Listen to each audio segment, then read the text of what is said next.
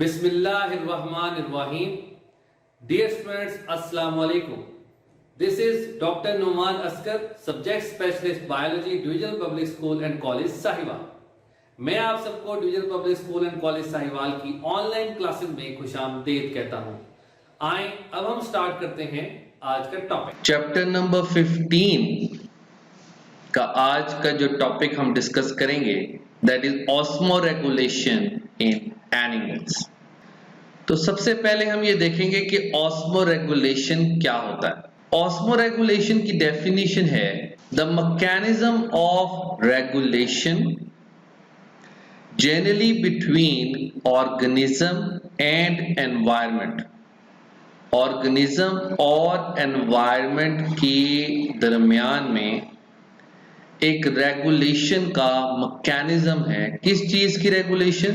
Solute and the gain and loss of water. पानी और नमकियात, solutes and water. In the case of animals, two points are very much important. Water continuously leaves and enters the cells.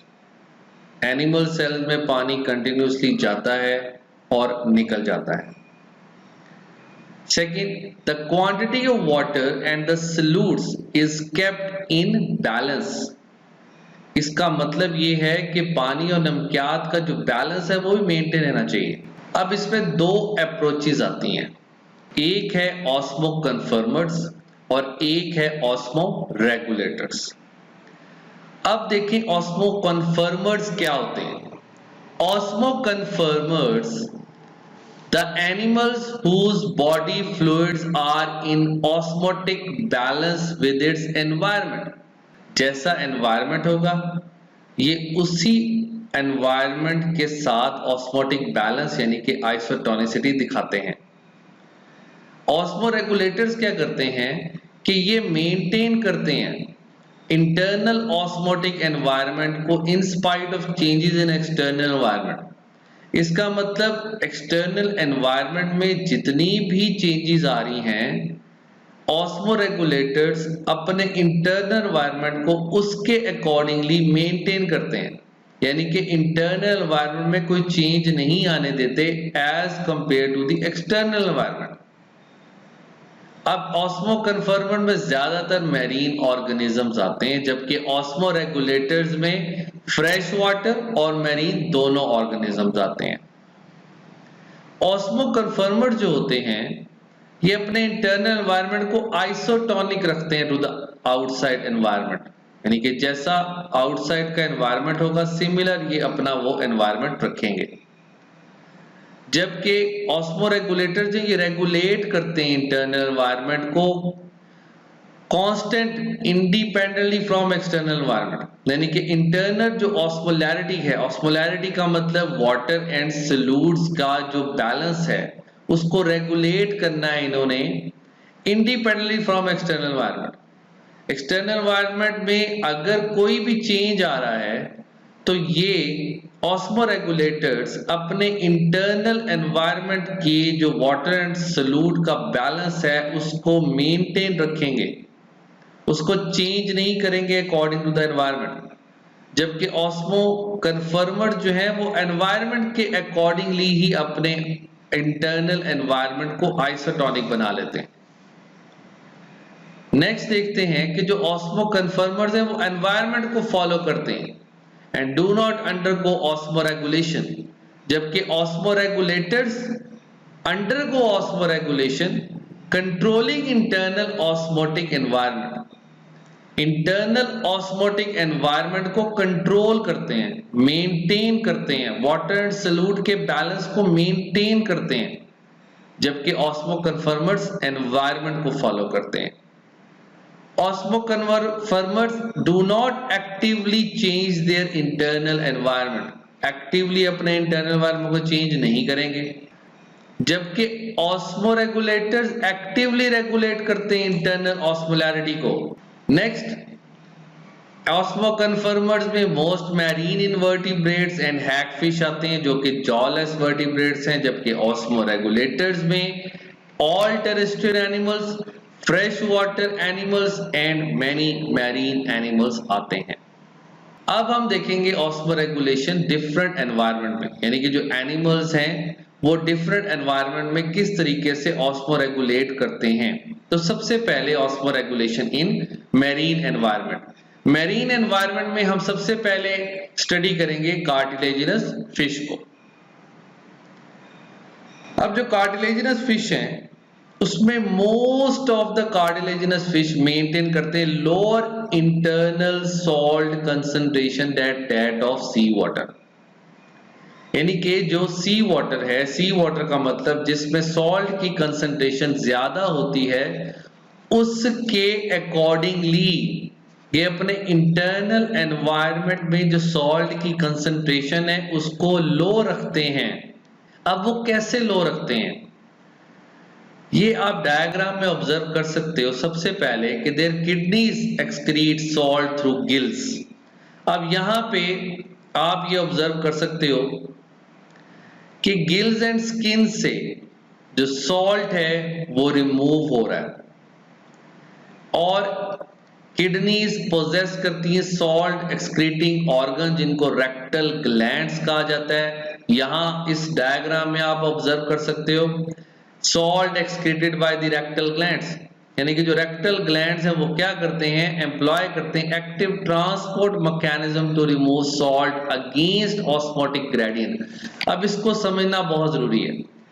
Active transport जो आप अपनी previous classes में study कर चुके हो, एक्टिव ट्रांसपोर्ट क्या होती है, जब मूवमेंट होती है लो कंसंट्रेशन से हाई कंसंट्रेशन पे अगेंस्ट द कंसंट्रेशन ग्रेडियंट। अब यहां पे यही बात की गई है कि जो रेक्टल ग्लैंड्स हैं वो एक्टिव ट्रांसपोर्ट मैकेनिज्म के थ्रू सॉल्ट को इनकी बॉडी से बाहर निकालते हैं। अब बाहर क्या है, सी वाटर है, सी वाटर में क्या है, सॉल्ट की कंसंट्रेशन ज्यादा है, बॉडी के अंदर सॉल्ट की कंसंट्रेशन कम है, तो इसलिए यहां पे मेंशन किया गया अगेंस्ट द ऑस्मोटिक ग्रेडियंट। इसका मतलब against the concentration difference of salt and water.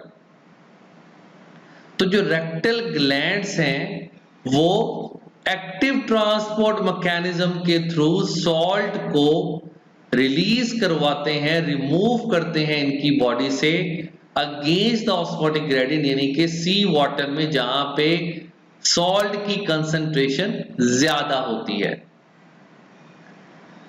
Next ये है कि सम जो कार्टिलेजिनस फिश होते हैं वो रिलेटिवली लो सॉल्ट रखते हैं बॉडी फ्लूइड्स में, but have rendered these hypertonic, but behave करता है उनका इंटरनल एनवायरनमेंट हाइपरटोनिक एनवायरनमेंट के तौर पे then that of sea water. कैसे करता है, by retaining urea in adequate concentration.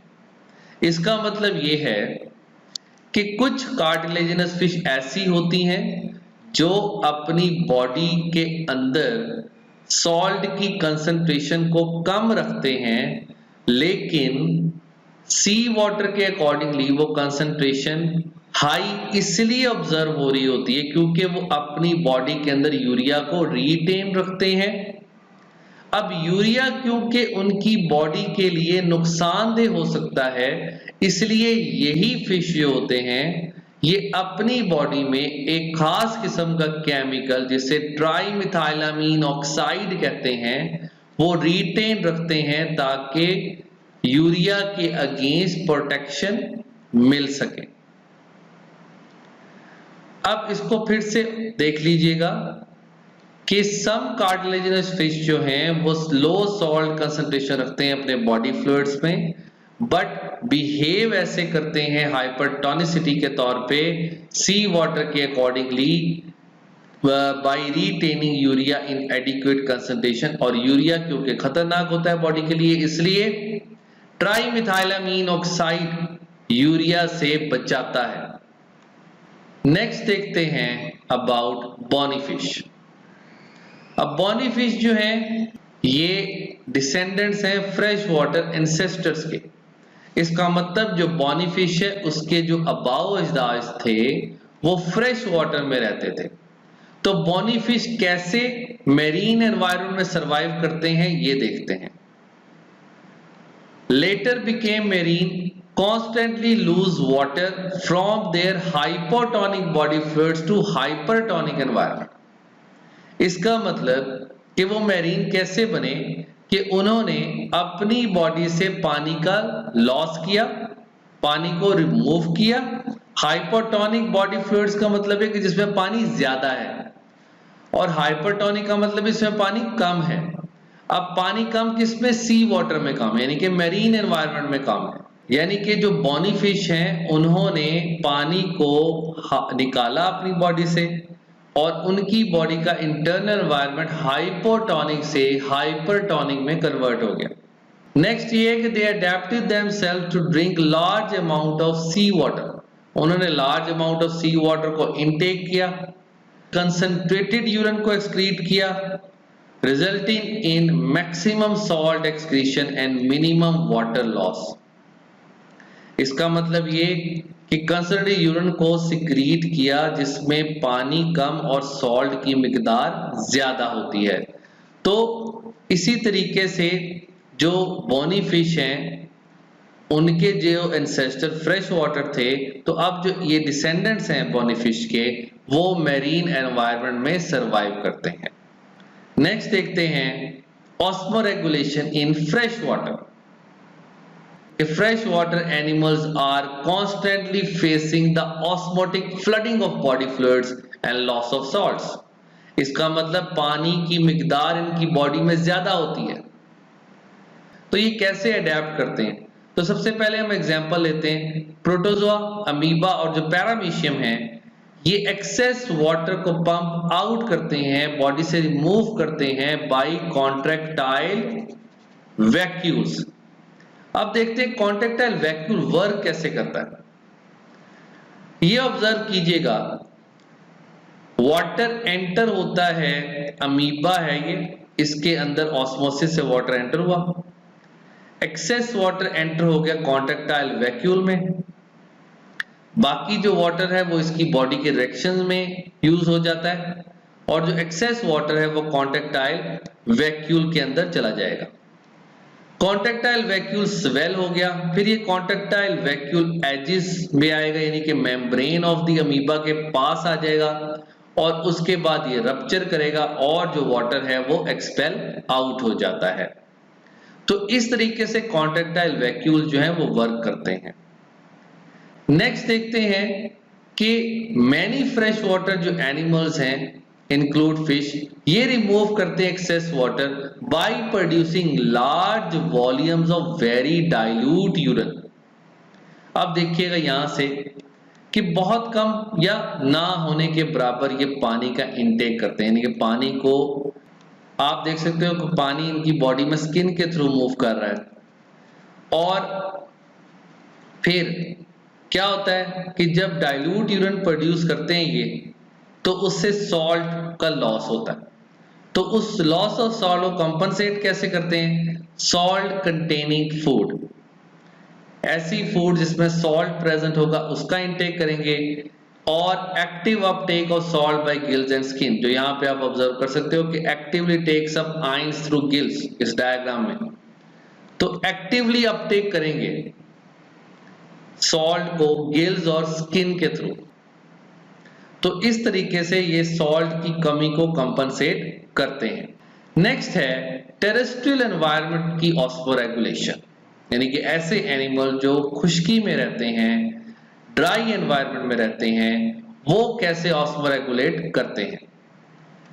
The evaporative loss of water leading to dehydration is the major problem of terrestrial life. इसका मतलब कि पानी का जो लॉस हो रहा है, एवेपोरेटिव लॉस, यानी कि जो इनके स्किन से, बॉडी का जो स्किन का एरिया है, जो स्किन सरफेसेस हैं, उससे जो पानी का लॉस हो रहा है वो डिहाइड्रेशन कॉज करता है, और ये टेरेस्ट्रियल एनवायरनमेंट की बहुत मेजर प्रॉब्लम है। तो ये कैसे फिर अडेप्ट करते हैं?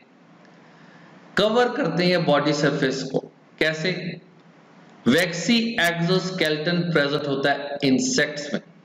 एक्सोस्केलेटन ऐसा स्केलेटन जो बाहर की तरफ प्रेजेंट होगा, तो वैक्सी होता है, यानी कि लिपिड्स का बना हुआ होता है। जो आप वैक्सीज पढ़ चुके हो लिपिड्स के टॉपिक में, तो वैक्सी एक्सोस्केलेटन इंसेक्ट्स में प्रेजेंट होता है। Next, multi layered dead keratinise skin cells present होते हैं। ये डेड स्क्वेमस ऑफ जो स्किन है, डेड स्क्वेमस सेल्स होते हैं जो स्किन के, वो पैक्ड होते हैं विद केराटिन। केराटिन क्या है? That is a protein.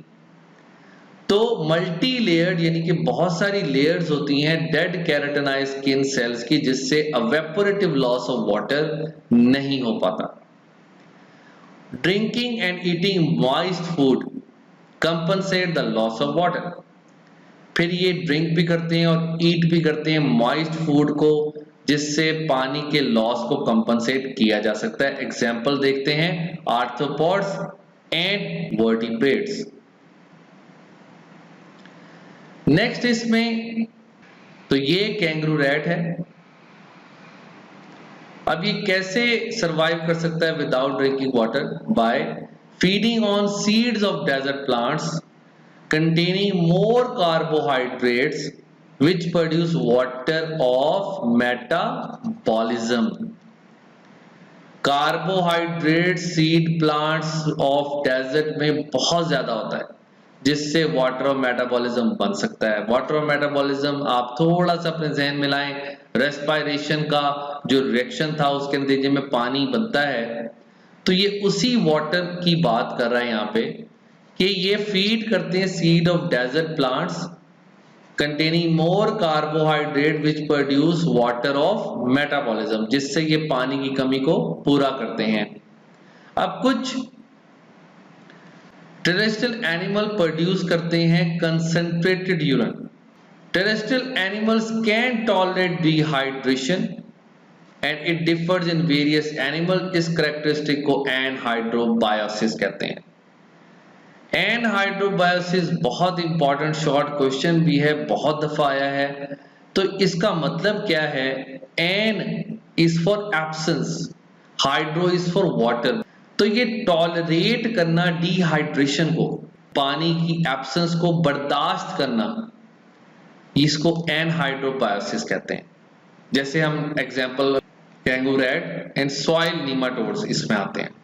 तो ऑस्मोरेगुलेशन इन डिफरेंट एनवायरनमेंट, ये बहुत इंपॉर्टेंट लॉन्ग आर्टिकल भी है जो भी हमने स्टडी किया। अब नेक्स्ट टॉपिक है एक्सक्रीशन। सबसे पहले इसकी definition, the elimination of wasteful metabolites mainly of the nitrogenous nature is called excretion. Nitrogenous nature का मतलब ये कि नाइट्रोजन उसमें प्रेजेंट होगी। अब इसको ऑब्जर्व करते हैं जरा एनिमल्स में, कि एनिमल्स में कार्बोहाइड्रेट लिपिड्स के मेटाबॉलिज्म से कार्बन डाइऑक्साइड एंड वाटर मिलता है, जबकि प्रोटीन्स एंड न्यूक्लियोप्रोटीन्स कि मेटाबॉलिज्म से जो वेस्ट नाइट्रोजन मिलती है वो डिफरेंट फॉर्म्स में एनिमल्स के अंदर प्रेजेंट होती है और डिफरेंट फॉर्म्स में एनिमल्स से एक्सक्रीट आउट होती है, यानी कि एलिमिनेट होती है। तो ऐसे वेस्ट मटेरियल जिसमें नाइट्रोजन प्रेजेंट होगी उसकी जो एलिमिनेशन है उसको हम एक्सक्रीशन कहते हैं। अब ये नाइट्रोजीनस नेचर के जैसे एमोनिया, यूरिया, यूरिक एसिड, ये सब नाइट्रोजीनस नेचर के वेस्ट मटेरियल्स हैं। अब देखते हैं सबसे पहले प्लांट्स के अंदर एक्सक्रीशन किस तरीके से होती है। अब प्लांट्स में कौन कौन सी एक्सक्रीटिव प्रोडक्ट्स हैं? Oxygen and water from photosynthesis, carbon dioxide and water from respiration, organic compounds and inorganic compounds. अब ये जो ऑक्सीजन है ये फोटोसिंथेसिस में रिलीज होती है, जिसे लिविंग ऑर्गेनिजम्स रेस्पिरेशन के लिए इस्तेमाल करते हैं, और रेस्पिरेशन में जो कार्बन डाइऑक्साइड रिलीज होती है उसे फोटोसिंथेसिस के लिए प्लांट्स इस्तेमाल करते हैं। अब उसके बाद रह जाते हैं ऑर्गेनिक एंड इनऑर्गेनिक कंपाउंड्स। तो ये कैसे एक्सक्रीट आउट होते हैं ये अब हम देखते हैं। सबसे पहले इसमें जो वैक्यूल का रोल है वो हम स्टडी करेंगे। एज वी नो कि प्लांट्स के अंदर सेंटर में लार्ज वैक्यूल प्रेजेंट होता है। तो इसका फंक्शन क्या है कि ये यूजफुल कंपाउंड्स को भी स्टोर करता है और वेस्टफुल सब्सटेंसेस को भी स्टोर करता है। इसकी एक्यूमुलेशन से क्रिस्टल फॉर्मेशन बन जाती है वैक्यूल्स के अंदर। नेक्स्ट देखते हैं लीव्स। लीव्स जो हैं वो ऑर्गेनिक और इनऑर्गेनिक वेस्ट के स्टोरेज के लिए यूज होते हैं। ये जो लीव्स हैं इनकी किस्मत है कि इन्होंने या तो गिर जाना है, फॉल ऑफ हो जाना है ऑटम सीजन में, या फिर ये डाई हो जाएंगे जैसे स्टॉक ऑफ सर्टेन बल्ब्स में होता है। इसकी एग्जांपल है blue bell leaving the bulb underground. इसका मतलब ये कि ऐसे लीव्स जिनके अंदर ऑर्गेनिक और इनऑर्गेनिक वेस्ट जो हैं वो स्टोर होते हैं, वो लीव्स या तो गिर जाते हैं ऑटम सीजन में या फिर डाई हो जाते हैं। अब इन लीव्स को एक्सक्रीटोफोर कहा जाता है। The falling of yellow leaves in autumn is the seasonal time for the plants to get rid of accumulated waste, and because of the reason leaves are said to be excretophore. Again very important short question.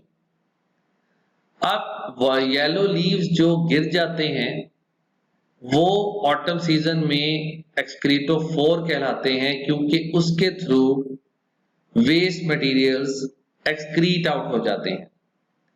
अब ये जो rotted autumn leaves होते हैं ये good source होते हैं minerals का, और गार्डनर्स जो होते हैं वो इनको बहुत इंपॉर्टेंट मिनरल्स के तौर पे लेते हैं और इनको क्रश करते हैं, और क्रश करने के बाद इनको सॉइल में डालते हैं ताकि सॉइल की जो फर्टिलिटी है वो इंक्रीज हो सके। अब ये जो कलर चेंज होता है एक्सक्रीटोफोर में वो क्लोरोफिल की कमी की वजह से नहीं होता। तो इसके लिए माइक्रोस्कोपिक एग्जामिनेशन किया गया और ये फाइंड आउट किया गया कि इन लीव्स के अंदर पिगमेंटेड कंपाउंड्स होते हैं और टॉक्सिक मटेरियल्स होते हैं जैसे कि हैवी मेटल्स। तो इसकी वजह से इनकी कलर में चेंजेस आती हैं। नेक्स्ट, प्लांट्स किस रूट से एक्सक्रीशन करते हैं? स्टेम्स, जिसको इबोनी भी कहा जाता है। अब ये जो वेस्ट मटेरियल्स हैं ये डिपॉजिट हो जाते हैं कुछ ट्रीज में, ब्रांचेस के अंदर और ट्रंक्स के अंदर, specially in the old xylem, जो कि पानी की ट्रांसपोर्ट के लिए यूज नहीं हो रहा, जैसे आप देख सकते हो इस डायग्राम में। तो इस ब्लैक वुड को जो सेंटर में प्रेजेंट है इसको इबोनी कहा जाता है, the black would in the centre. तो ये वो ओल्ड जाइलम है जो वाटर के ट्रांसपोर्ट के लिए इस्तेमाल नहीं होता, तो इसमें वेस्ट मटेरियल जो है वो डिपॉजिट हो जाते हैं। नेक्स्ट देखते हैं रूट्स। कुछ प्लांट्स ऐसे होते हैं जो वेस्ट कंपाउंड्स को सिक्रीट करते हैं सॉइल में, occasionally using them as chemical weapon against other competing plants। इसका मतलब ये कि ऐसे केमिकल्स जो वेस्ट मटेरियल्स होते हैं वो सॉइल के अंदर सिक्रीट किए जाते हैं ताकि साथ वाले जितने भी पौधे हैं वो सरवाइव ना कर सकें और ये खुद से ही सॉइल का जो न्यूट्रिएंट्स हैं और सॉइल का जो वाटर है उसका इस्तेमाल कर सकें। इसकी एग्जांपल है कॉनिफर्स, जो कि जिम्नोस्पर्म्स होते हैं जो प्रोड्यूस करते हैं सीड्स लेकिन फ्लावर प्रोड्यूस नहीं करते। अब हम आपका नॉलेज चेक करेंगे। प्लांट्स एक्सक्रीट करते हैं excess water, excess oxygen, excess carbon dioxide और all A, B and C. इसी लेक्चर में हमने इसको स्टडी किया है। तो इसका आंसर क्या बनेगा कि प्लांट जो है वो एक्सक्रीट करते हैं वाटर भी, ऑक्सीजन भी, कार्बन डाइऑक्साइड भी। So the answer is all A, B and C. Next is plants do not excrete ammonia, urea and uric acid because they lack nitrogenous compounds. Their metabolism is protein based. Their nitrogenous products are recycled, or all A, B and C। सोचना है इस पे कि क्यों excrete नहीं करते। जैसे अभी हमने डिस्कस किया था एक्सक्रीशन इन प्लांट्स में एक्सक्रीटोफोर को, कि वो जो लीव्स होते हैं उसको यूज किया जाता है मिनरल्स ऑफ द सॉइल को इंक्रीज करने के लिए। तो इसका मतलब जो नाइट्रोजिनस प्रोडक्ट्स हैं वो रिसाइकल होते हैं। So the option is 40। Next is a fish in marine water have a hypertonic body, produces dilute urine, A and B। Think over करें, मैरीन वाटर में जो फिश होगी वो कंसनट्रेटेड यूरिन प्रोड्यूस करेगी।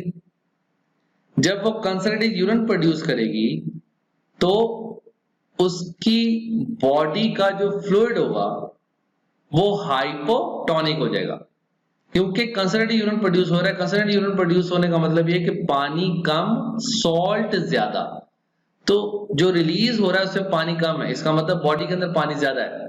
सो बोथ ए एंड बी। अब past paper में कुछ MCQ discuss करेंगे। A more concentrated external environment is termed as, options are hypertonic, isotonic, hypertonic, fluctuating। Think over it and then find out the answer. Next, in animals, carbohydrates and lipids are metabolized to, options are NH3 and water, NH3 and carbon dioxide, carbon dioxide only, carbon dioxide and water। यह भी हमने study भी किया है, इस पे सोचें और इसका आंसर फाइंड आउट करें। The falling of yellow leaves in autumn is the seasonal time for the plant to get rid of accumulated protein, old chlorophyll, accumulated waste or sap। Find out करें the answer. Next, which chemical prevents cartilaginous fish from urea? Options are uric acid, trimethylamine oxide, ammonia, citrulline। Think over it। Amoeba get rid of extra water through vacuole, contractile vacuole, food vacuole, central vacuole। Think over it and find out the answer। I hope so कि आपने answers को find out कर लिया होगा। तो अब इस answer की को ऑब्जर्व करते हैं। 1 is Charlie, 2 Delta, 3 Charlie, 4 Beta and 5 Beta। अब एक असाइनमेंट जो आपको दी जा रही है, इस वीडियो को अच्छे तरीके से स्टडी करना है, अच्छे तरीके से याद करना है और उसके बाद इस असाइनमेंट को फिल करना है। Differentiate between osmoconformers and osmoregulators. What are excretophore? How cartilaginous fish maintain lower internal salt concentration? What is anhydrobiosis? What is ebony? तो इस असाइनमेंट को सॉल्व कीजिएगा। इंशाल्लाह आपसे फिर मुलाकात होगी। तब तक के लिए thank you and Allah Hafiz.